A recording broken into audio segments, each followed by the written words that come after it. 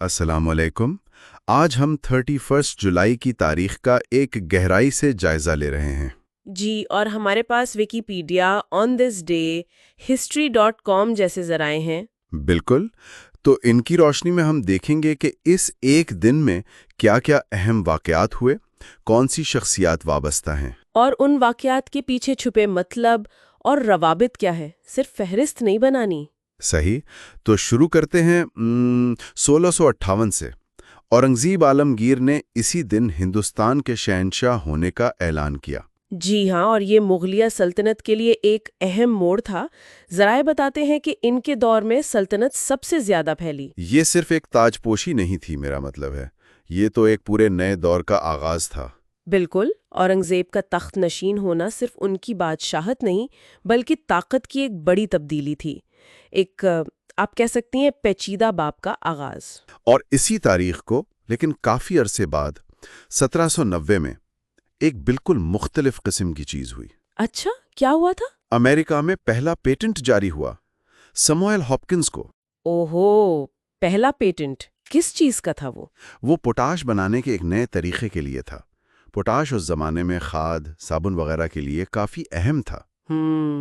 تو یہ تو بڑی بات ہوئی، ایک نئی قوم اپنی صنعتی بنیاد رکھ رہی تھی۔ جی، یہ صرف ایک ایجاد نہیں بلکہ ایک طرح سے معاشی مستقبل کی طرف قدم تھا۔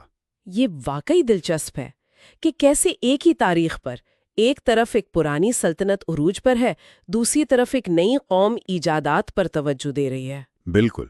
اب ذرا پاکستان کی طرف آتے ہیں۔ 1954 میں 31 جولائی کو ہی ہیٹو؟ جی ہاں، K2 دنیا کی دوسری بلند ترین چوٹی ایک اطالوی ٹیم نے پہلی بار سر کی۔ واہ، یہ تو انسانی عزم کی زبردست مثال ہے۔ K2 کو تو سیویج ماؤنٹن کہتے ہیں۔ بالکل، بہت ہی خطرناک مانا جاتا ہے، ایوریسٹ سے بھی زیادہ مشکل شاید۔ جی، اس کی بلندی، موسم، تکنیکی مشکلات، 1954 کی یہ کامیابی بہت بڑی تھی، نہ صرف کوہ پیمائی کے لیے بلکہ شاید دوسری جنگ عظیم کے بعد ایک امید کی علامت بھی۔ صحیح کہا، لیکن دیکھیں جہاں یہ بلندیاں ہیں وہیں پہاڑ حادثات کا باعث بھی بنتے ہیں۔ 1992 میں اسی تاریخ کو تھائی ایئر ویز کی ایک فلائٹ کٹمانڈو کے پاس گر کر تباہ ہو گئی۔ او افسوسناک، کتنے لوگ تھے اس میں؟ 113 افراد، تمام کے تمام جاں بحق ہو گئے۔ کئی ذرائع میں اس کا ذکر ہے۔ یہ یاد دہانی ہے کہ پہاڑی علاقوں میں پرواز کے اپنے خطرات ہیں۔ جی ٹیکنالوجی بہتر ہوئی ہے، بہت محفوظ ہو گیا ہے سفر، لیکن فطرت کے چیلنجز تو رہتے ہیں۔ K2 کی فتح اور یہ حادثہ ایک ہی تاریخ پر۔ بالکل، یہ انسانی تجربے کی پیچیدگی دکھاتا ہے۔ جی، فتح اور المیہ ساتھ ساتھ۔ اچھا، اب کچھ اہم شخصیات کا ذکر کرتے ہیں جن کا یوم پیدائش ہے 31 جولائی۔ 1893 میں محترمہ فاطمہ جناح، مادر ملت، ان کا کردار تحریک پاکستان میں بہت اہم تھا۔ جی صرف قائد اعظم کی بہن نہیں بلکہ خود ایک رہنما تھیں۔ درست۔ اور 1880 میں اسی تاریخ کو منشی پریم چند پیدا ہوئے، اردو اور ہندی ادب کا بہت بڑا نام۔ جی ہاں، پریم چند نے تو دہی زندگی اور سماجی مسائل پر بہت حقیقت پسندانہ لکھا۔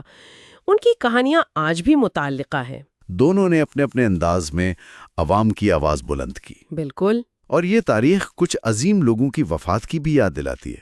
1980 میں کون نہیں جانتا محمد رفیع صاحب؟ محمد رفیع، ان کی آواز تو نسلوں تک یاد رکھی جائے گی۔ موسیقی کی دنیا میں ایک لیجنڈ۔ واقعی، ان کا فن جذبات کا اظہار تھا۔ اور صدیوں پہلے 855 عیسوی میں امام احمد بن حنبل کی وفات ہوئی۔ جی، بغداد میں فقہ حنبلی کے بانی۔ ان کی علمی خدمات کا اثر آج تک ہے۔ تو ان شخصیات کی میراث آج بھی زندہ ہے۔ یقیناً، فن ہو یا علم، اچھی میراث وقت کے ساتھ ختم نہیں ہوتی۔ تو آج ہم نے دیکھا کہ 31 جولائی کا دن کیا کچھ نہیں ہوا۔ اس دن سلطنتیں بنی، ایجادات ہوئیں، پہاڑ سر ہوئے، حادثات بھی ہوئے، عظیم لوگ پیدا ہوئے اور رخصت بھی ہوئے۔ ایک ہی دن میں کتنے رنگ ہیں۔ اصل میں یہی تو دلچسپ بات ہے، ایک تاریخ کو دیکھنے سے انسانی تجربے کی پوری وسعت سامنے آ جاتی ہے۔ عروج، زوال، تخلیق، تباہی، یاد، سب کچھ۔ صحیح، ایک دن میں صدیوں کا سبق۔ جی، تو آخر میں ہمارے سامعین کے لیے ایک سوال چھوڑ جاتے ہیں۔ جب ہم ایک ہی کیلنڈر تاریخ پر صدیوں پر پھیلے یہ واقعات دیکھتے ہیں، اورنگزیب کے تخت نشین ہونے سے لے کر K2 کی فتح تک، پہلے پیٹنٹ سے جدید ہوائی حادثے تک، تو تاریخ کا یہ مرکز نظارہ، یہ ایک دن میں اتنا کچھ دیکھنا، انسانی ترقی اور فطرت کے بارے میں ہماری سمجھ کو کیسے بدلتا ہے یا متاثر کرتا ہے؟